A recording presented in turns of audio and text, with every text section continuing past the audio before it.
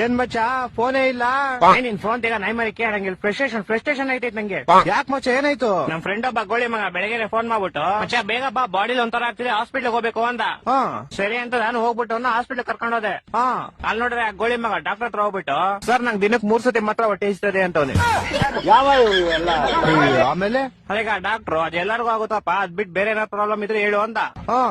ಅದಕ್ಕೆ ಈ ಗೋಳಿ ಮಗ ಸರ್ ನಂಗೆ ಬರೀ ನೈಟ್ ಮಾತ್ರ ನಿದ್ದೆ ಬರುತ್ತೆ ಅಂತವನೆ. ಆ ಡಾಕ್ಟ್ರು ನನ್ ಮಗ ನೋಡ್ತಾವನೆ ಎಂತ ಗೋಳಿ ಮಗ ಕರ್ಕೊಂಡ್ ಬಂದಿದ್ಯಾ ಅಂತ. ಅಯ್ಯೋ ಮತ್ತೆ ಕರ್ಕೊಂಬಂದ್ಬಿಟ್ಟೆ ಶಿಶುನ್ ಹೆಂಗ ಆಚೆಗೆ. ಆಚೆ ಬಂದ್ಬಿಟ್ಟು ಶಿಶು ಹಾಸ್ಪಿಟ್ಲ್ ಎಲ್ಲ ಫುಲ್ ನೋಡ್ಬಿಟ್ಟು ಮಚ್ಚ ಈ ಹಾಸ್ಪಿಟ್ಲ್ ನಂಗೆ ತುಂಬಾ ಸ್ಪೆಷಲ್ ಅಂದ.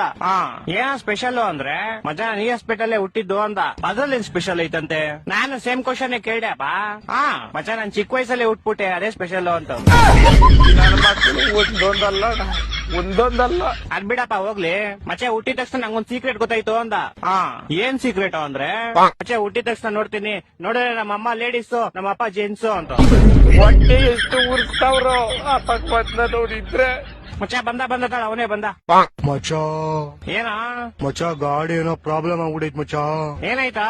ಮಚ್ಚ ಗಾಡಿ ಓಡಿಸಿದ್ರೆ ಟೈರ್ ತಿರುಗ್ತೈತೆ ಮಚ್ಚ. ಮಚ್ಚ ಏನೋ ಮಾಡೋದು ಇವಾಗ? ಮಚ್ಚ ಇದು ಇಲ್ಲೆಲ್ಲೂ ಆಗಲ್ಲ. ಏರೋಪ್ಲೇನ್ ಟೈರ್ ರಿಪೇರಿ ಮಾಡ್ತಾರೆ ಗೊತ್ತಾ, ಅಲ್ಲೇ ಹೋಗ್ಬೇಕು. ಅಲ್ಲಿಗೆ ಫೆಬ್ರವರಿ 30ನೇ ತಾರೀಕು